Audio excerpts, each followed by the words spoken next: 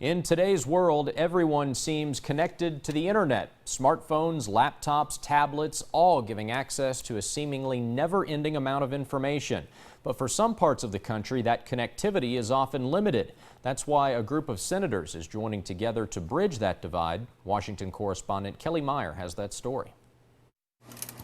For some Americans, signing on to the internet isn't as easy as a click of a button. West Virginia Senator Shelley Moore Capito says roughly 30% of people in her state don't have access to broadband service that meets the Federal Communication Commission's requirements. What I found is a lot of other states have the same problem, particularly in rural areas. So she's teaming up with Senators Angus King in Maine, Heidi Heitkamp in North Dakota, and John Bozeman in Arkansas to form a broadband caucus.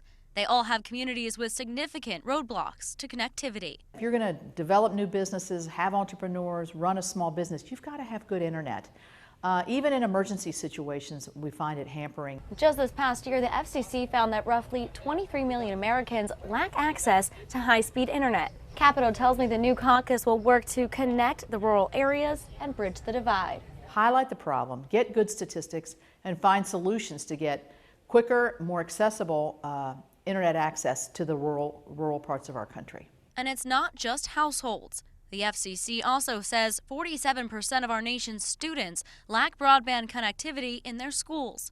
The FCC says more work could be done in both the private and public sectors to expand access to all Americans. This group of senators plan to make it possible. Reporting in Washington, I'm Kelly Meyer.